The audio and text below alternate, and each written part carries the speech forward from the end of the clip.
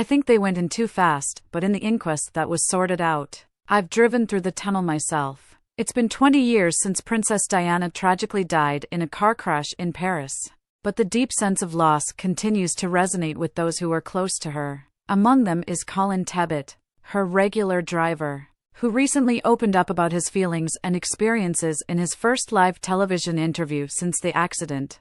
It's worth mentioning that what he revealed about Diana's stressful death made her passing even more terrifying than ever.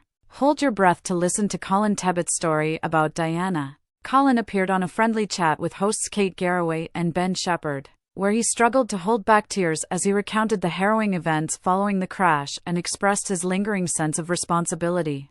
Colin revealed that he has always felt a deep sense of guilt for not being the one to drive Princess Diana on that tragic night. When asked by the hosts about his feelings of responsibility, he admitted, "Yes, you always do feel responsible." He then described the moment he learned about the accident, a moment that transformed an otherwise ordinary night into a nightmare. Recalling the evening, Colin said, "I was in bed with my wife and she answered the phone. Initially, the call seemed normal, with his wife engaging in light-hearted banter with the caller. However, the conversation quickly took a serious turn. Recognizing the gravity of the situation, she handed the phone to Colin saying, 'I think you better get up and sit on the end of the bed and take this phone call.' The call was from a colleague at Balmoral who informed Colin that Princess Diana had been injured in a car crash. The colleague suggested, 'Put the television on and you'll see.'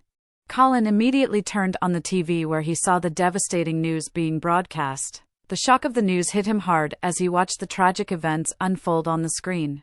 In a state of disbelief and urgency, Colin quickly got dressed and made his way to Kensington Palace.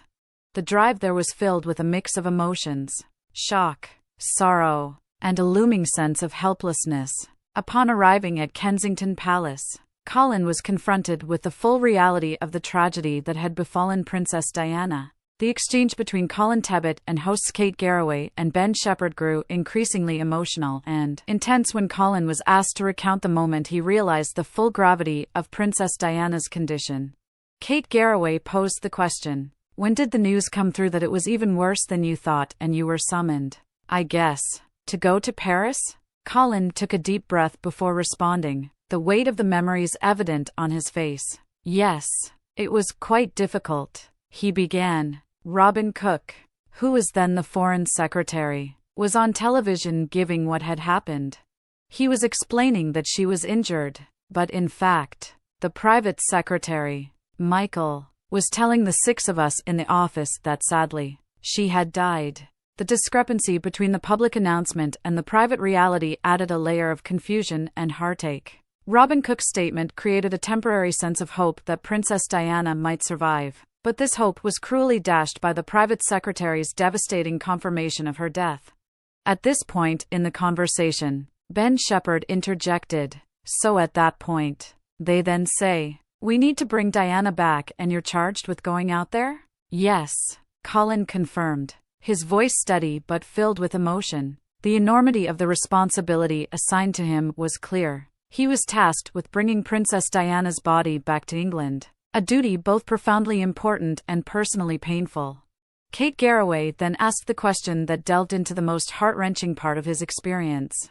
"How difficult was it, Colin, when you land in Paris and you've got this fear around what's happened because it's extraordinary circumstances? And then you have to walk into a room and see that your boss, someone who I'm sure you admired and thought the world of, was passed away and was lying on a table in a mortuary." Colin paused, the emotion palpable. "It was incredibly difficult," he admitted. "When we landed in Paris, the scene was chaotic. The world's media was already swarming and the city was gripped by the news of her death. The atmosphere was one of intense sorrow and confusion, making the task ahead even more challenging," he continued, his voice trembling slightly. "Walking into that room was one of the hardest things I've ever had to do. There she was, someone I had immense respect and admiration for, lying on a table in a stark clinical setting. It was surreal and heartbreaking, seeing her like that. It was the moment the finality of it all truly hit me." Colin's recounting of this moment revealed the profound personal grief he experienced. It was my job to ensure she was brought back home with the dignity and respect she deserved, he said, his voice filled with a mixture of pride and sorrow. But it was also a moment of profound personal loss. Princess Diana was not just my employer. She was someone I cared deeply about. The pain of that moment is something that will stay with me forever. Colin Tebbutt emotionally continued his heartbreaking story, detailing the challenges he faced in Paris in the aftermath of Princess Diana's death. Yeah, so, 24 hours was quite difficult, he began, the strain evident in his voice. Getting to Paris was fine. Getting to the embassy was great, except I didn't speak French. My wife speaks it fluently, which helped. He recounted how his lack of French language skills initially posed a barrier, but he was fortunate to have the assistance of his wife. Additionally, he mentioned the crucial support from a familiar face. I knew one of the military attaches, Brigadier Ritchie, who immediately came into the room. He used to work with Princess Anne, so I was taken in to help. Colin described the sequence of events upon his arrival in Paris, emphasizing the whirlwind of activities and the emotional weight he carried. I went to the hotel, and then I went to the hospital and arrived at the hospital, he said. The hospital, where Princess Diana had been taken after the crash, was a focal point of international attention and profound sorrow. Lots of people were about. I think it was the first floor, and there were a lot of people, Colin recalled, painting a vivid picture of the scene. The hospital was teeming with individuals, medical staff, officials, and members of the public, all grappling with the shocking news. In a way, the world was in shock, grief, disbelief. Colin's account underscored the global impact of Princess Diana's death. The hospital was not just a place of medical care, but had become a gathering point for collective mourning. The atmosphere was charged with an overwhelming sense of loss, as people from different walks of life converged, united in their grief. Reflecting on his role amidst this chaos, Colin expressed the profound difficulty of the situation. It was incredibly challenging to navigate through such a sea of emotions and responsibilities, he admitted. The task of bringing Princess Diana's body back to England was not only a professional duty, but also a deeply personal mission, filled with sorrow and respect for someone he held in high regard. Kate Garraway boldly asked deeper questions about the critical situation at that time. You had to hold things together, didn't you? Colin Tebbutt's response vividly brought back memories for everyone watching. Yes, he began. I was an ex-inspector, but I did say that perhaps people were expecting lords, ladies, and colonels in this particular instance. But we were dealt with by Sir Michael J. very, very well, and given everything that I needed. Colin elaborated on the practical steps he had to take, underscoring the importance of his actions in such an emotionally charged situation. I had to sort of draw the curtains, turn on the fans, really practical things that in grief people hadn't thought of. It's very difficult and emotional to see a person lying in a bed and not in a mortuary. He described the scene in the room where Princess Diana's body lay, noting the intense heat and the lack of privacy. When I was in the room, which was very, very hot, I looked out of the window and I could see people on a roof. Whether they knew where the princess was, I don't know, but that worried me. Concerned about the possibility of onlookers or media catching a glimpse of Princess Diana, Colin took immediate action to ensure her dignity and privacy. So I got some blankets because there were no curtains, and we put blankets along the windows, which made it even hotter in the room. He continued, despite the additional heat, privacy was paramount. Then I went and got some fans to try and cool the room down. Colin's professionalism was tested to its limits during these moments. That one moment in my life, which perhaps my professionalism was lacking a little bit, was when I turned around and the eyelashes and hair of the princess were moving, caused by the fan, he recounted, his voice faltering with emotion. That just struck me for a second. I had to turn away, think about it, and then grip myself back and get on with what I was doing. Ben Shepherd delved deeper into conversation with Colin Tebbutt, reflecting on the profound impact of Princess Diana's death. Well, like everybody else, and you even more so probably, we were desperate for it not to be true, Ben said. The idea that potentially this was all not true and that she was okay and was going to survive was what we were after. Your relationship with her, I think, is fascinating. What was she like as a boss, and how close do you think you became? Colin took a moment before responding, carefully considering his words. There is a line. You don't cross that line. You speak to when you've spoken to, and it is still very correct. She was still very royal, he explained. This boundary maintained the professional respect and decorum appropriate for someone of her status. However, Colin also shared the more personal aspects of their relationship. Yes, we were often together in the car and it would be like a conversation, he said, his face softening with fond memories. She had a tremendous sense of humor. This lighter side of Princess Diana revealed the warmth and humanity she brought to her interactions, even in everyday situations. Colin emphasized the harmonious nature of their relationship. Wherever we went, I never had a crossword in the 2 years. Not one crossword, he said, underscoring the mutual respect and understanding that characterized their interactions. This absence of conflict speaks volumes about her character and the positive working relationship they maintained. Ben Shepherd continued probing the details of that fateful night, asking, "Do you think they went too fast?" The question hung in the air, laden with the weight of countless speculations and investigations over the years. Colin Tebbutt interrupted, eager to address a topic that had been thoroughly examined. In the inquest that was sorted out, he began.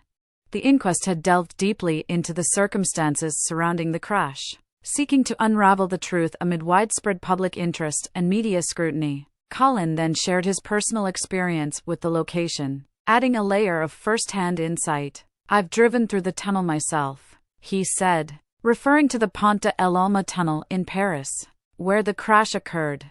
He described a phenomenon familiar to drivers navigating confined spaces.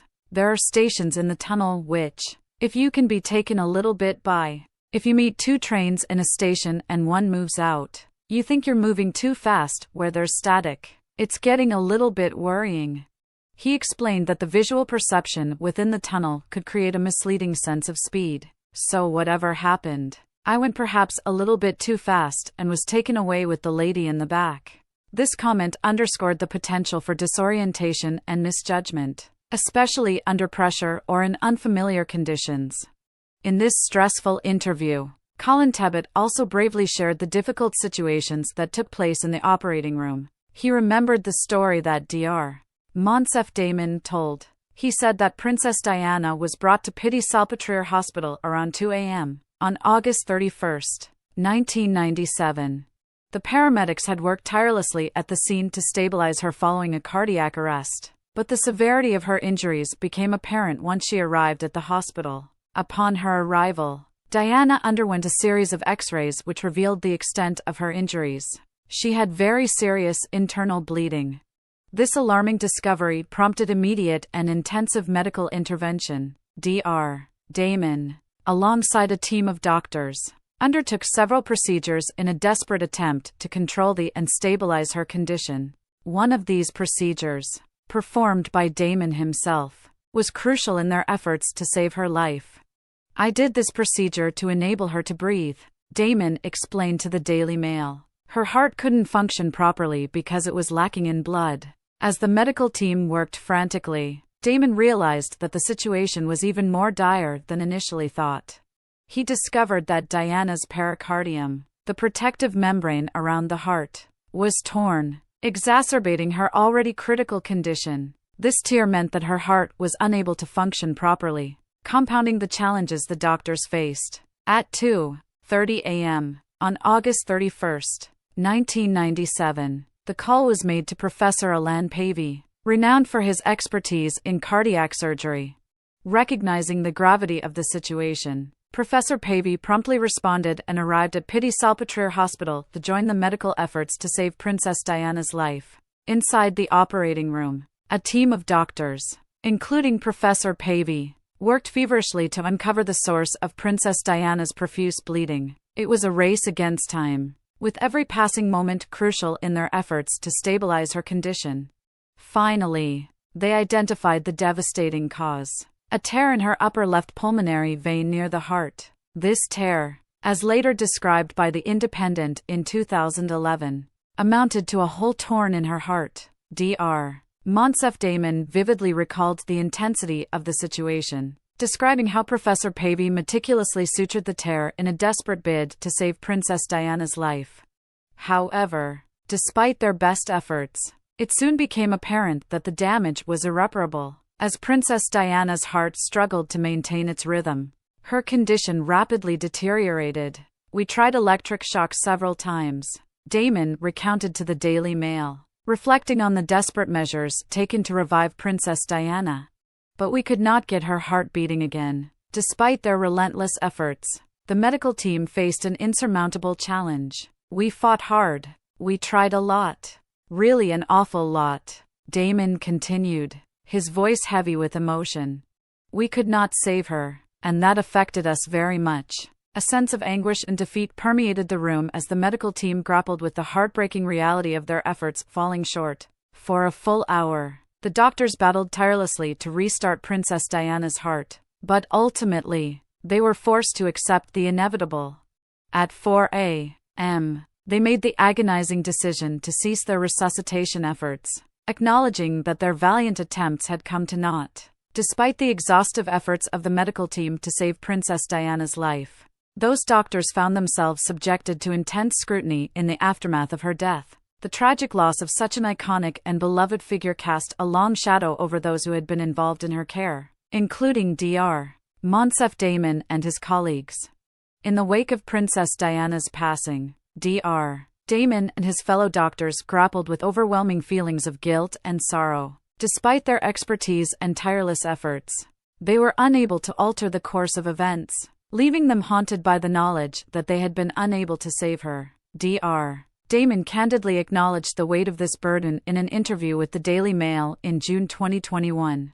"When it's a princess and you follow her funeral along with billions of other people, and you had tried to save her, that obviously marks you," he reflected. The global outpouring of grief and the monumental scale of Princess Diana's funeral served as a stark reminder of the magnitude of her loss.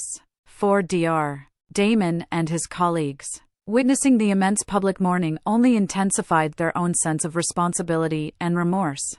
"Because it's so terrible that this beautiful person had such a tragic end," Dr. Damon concluded, encapsulating the collective sense of disbelief and sorrow that reverberated throughout the world in the wake of Princess Diana's untimely passing. In the years following Princess Diana's tragic death, a storm of conspiracy theories emerged, casting doubt on the events of that fateful night and implicating Dr. Monsef Damon and his colleagues in a sinister plot. These baseless allegations, which were never substantiated, revolved around the notion of a British conspiracy to orchestrate Princess Diana's death. Fueling these claims was Mohammed Al-Fayed, the father of Dodi Al-Fayed, Princess Diana's companion at the time of the accident. Mohammed Al-Fayed's relentless pursuit of the truth, coupled with his belief in a conspiracy to eliminate Princess Diana and his son, added fuel to the fire of speculations surrounding the circumstances of her death. His public statements and legal battles served to amplify the conspiracy theories, thrusting Dr. Damon and his colleagues into the spotlight of suspicion and scrutiny. In response to mounting pressure and persistent doubts, an investigation was launched in the early 2000s to examine the medical personnel's actions on the night of Princess Diana's death, led by former Metropolitan Police Chief Lord John Stevens. This inquiry, codenamed Operation Paget, sought to uncover the truth behind the events leading up to the fatal car crash in Paris. Operation Paget delved deep into every aspect of the night's events, scrutinizing the actions of Dr. Damon and his fellow medical professionals with meticulous detail. The investigation aimed to dispel the swirling rumors and conspiracy theories, providing clarity and closure to a case shrouded in controversy and speculation. For Dr. Damon and his colleagues, Operation Paget represented an opportunity to vindicate themselves and reaffirm their dedication to their profession and their duty to save lives. Despite the unjust accusations leveled against them, they cooperated fully with the investigation, confident in the integrity of their actions on that tragic night. Following an exhaustive investigation into the events of the tragic night of Princess Diana's death, led by former Metropolitan Police Chief Lord John Stevens, A crucial conclusion emerged. After interviewing a renowned British forensic pathologist and meticulously examining the evidence, Lord Stevens unequivocally stated, as reported by the Daily Mail, those involved in the emergency treatment and surgery were highly qualified and experienced in their field. Lord Stevens' assessment underscored the professionalism and expertise of Dr. Monsef Damon and his colleagues who were at the forefront of Princess Diana's emergency care. Despite the intense scrutiny and baseless accusations they faced, the investigation affirmed the competence and dedication of the medical personnel involved.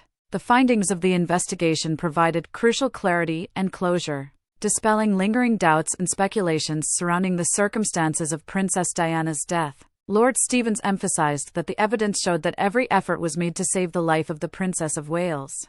This statement affirmed the unwavering commitment of Dr. Damon and his colleagues to exhaust every possible avenue in their desperate bid to save Princess Diana's life. Lord Stevens' conclusion left no room for doubt, stating firmly that no other strategy would have affected the outcome. This assertion highlighted the challenging and complex nature of the medical emergency faced by Princess Diana's doctors, reinforcing the notion that they had done everything within their power to save her. The investigation's findings provided a definitive resolution to the swirling rumors and conspiracy theories that had plagued the aftermath of Princess Diana's death. By affirming the professionalism and dedication of Dr. Damon and his colleagues, the investigation served to restore their reputations and honor their commitment to their profession. What do you think about the scary truths about Princess Diana's fateful night as told by her driver? Leave us your comments in the section below. We hope you have found this helpful video. Don't forget to leave a like, share, and subscribe to the channel if you like it. Thank you for watching this and see you in the next videos. Goodbye.